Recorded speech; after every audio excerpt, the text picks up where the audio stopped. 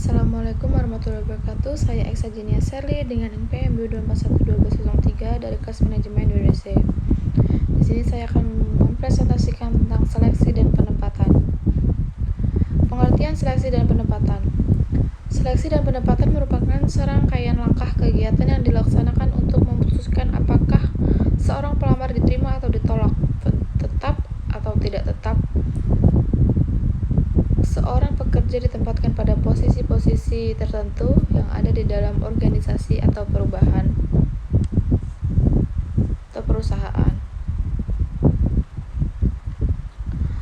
Apa tujuan dari seleksi?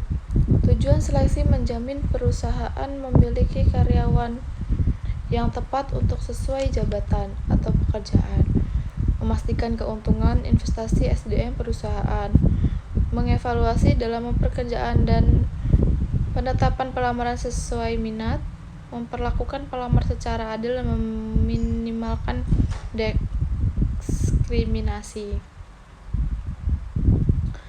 Kenapa seleksi karyawan penting bagi perusahaan? Karena seleksi kandidat bisa sangat sederhana ataupun rumit, tergantung posisi dan industri perusahaan. Proses ini tidak hanya melihat keterampilan, melainkan juga pendidikan, pengalaman kepribadian individu, sehingga value yang pelamar pegang, apakah nantinya cocok dengan budaya perusahaan atau justru sebaliknya. Dalam manajemen sumber daya manusia, rektur dan seleksi memegang peranan penting demi meningkatkan kemajuan perusahaan sekaligus meminimalisir pengeluaran akibat pergantian pegawai resik. Yang pertama, meningkatkan moral karyawan. Karyawan yang berusaha terima dapat mempengaruhi lingkungan kerja dan anggota tim. Oleh karena itu, bukan hal mudah menyeleksi kandidat karena jika salah pilih maka langsung berdampak pada perusahaan. Yang kedua, mempertahankan kualitas pekerjaan. Menambah karyawan baru untuk kekosongan tim harus selektif agar perusahaan dapat mempertahankan kualitas pekerjaan yang sudah tim bangun sebelumnya. Pasalnya, tujuan menambah tenaga kerja baru adalah untuk menyelesaikan pekerjaan yang belum terselesaikan, meningkatkan produktivitas ataupun meningkatkan bebas kerja. Apabila perusahaan kurang efektif mencari karyawan, maka yang terjadi justru bisa menimbulkan masalah baru. Yang ketiga, menurunkan risiko turnover. Perputaran karyawan di perusahaan bisa diminimalisir dengan menerapkan tahapan seleksi yang ketat. Ketika orang yang tepat ditempatkan di posisi yang tepat, resiko pengunduran diri bisa berkurang. Hal ini turut berpengaruh pada reputasi perusahaan karena memiliki rate turnover yang rendah. Yang empat, personal reference.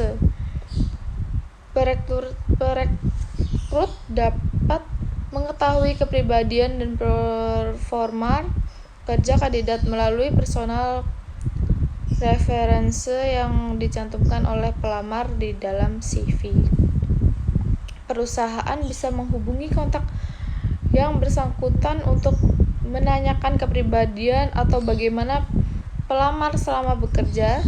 Biasanya referensi berasal dari atasan di perusahaan terdahulu maupun rekan kerja. Yang kelima, tes kesehatan. Tes kesehatan berlaku untuk pekerjaan tertentu, misalnya yang menuntut kesehatan fisik seperti operator forklift, pekerjaan warehouse, ataupun pekerjaan tambang. Pemeriksaan kesehatan mencakup fisik, bebas narkoba dan obat-obatan, serta penyakit bawaan. Memperhatikan kesehatan tenaga kerja yang terpilih sangat berpengaruh pada produktivitas tentunya. Perusahaan ingin memprofesional berjalan lancar dan menekan biaya perawatan untuk karyawan yang rehat sakit. Memperhatikan kesehatan tenaga kerja yang terpilih sangat berpengaruh dan produktivitas. Tentunya, perusahaan ingin operasional berjalan lancar dan menekankan biaya perawatan untuk karyawan yang rentan sakit. Yang keenam, wawancara unsur. Wawancara unsur merupakan tahap akhir sebelumnya menentukan kandidat diterima atau tidak. Tujuan interview ini untuk menetes pengaruhan teknis kandidat terkait dengan tanggung jawab kerjanya. Yang ketujuh, penerimaan. Apabila seluruh tahapan seleksi dilakukan, direktur lalu membuat keputusan apakah kandidat lolos atau gagal diterima kerja. Penerimaan biasanya diakhiri dengan pemberian offering letter sebagai tanda formal seorang telah diterima di perusahaan.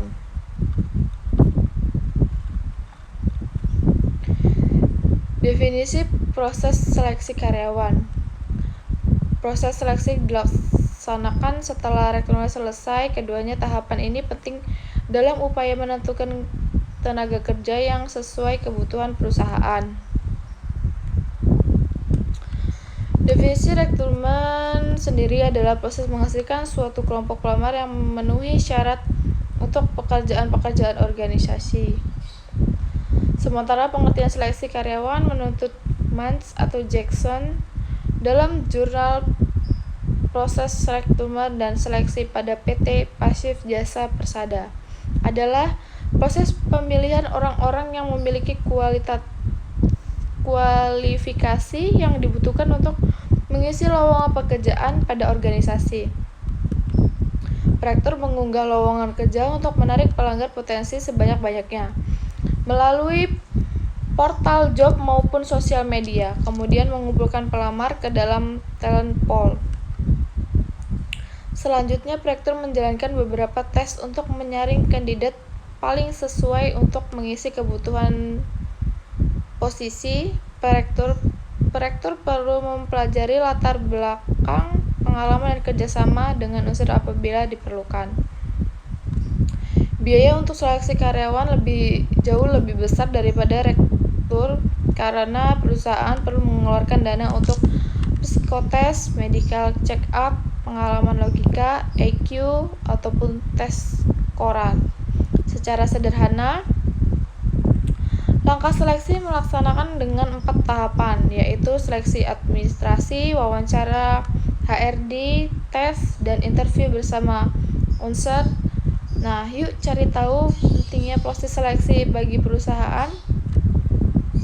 Setelah proses perekrutan dilakukan, perusahaan perlu menyeleksi kandidat untuk menyesuaikan keterampilan dengan posisi di tengah buka. Memiliki tahapan seleksi yang selektif memungkinkan perusahaan mendapatkan pegawai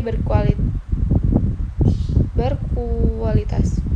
Cara seleksi karyawan pun bervariasi, mulai dari scan CV, assessment test, personality assessment, program internship, wawancara grup, hingga simulasi kerja. Tujuan dari proses seleksi yang panjang agar perusahaan benar-benar memperkerjakan tenaga kerja yang kompeten, loyal, dan mampu membalikkan bisnis mencapai target. Berdasarkan data dari studi Milwaukee.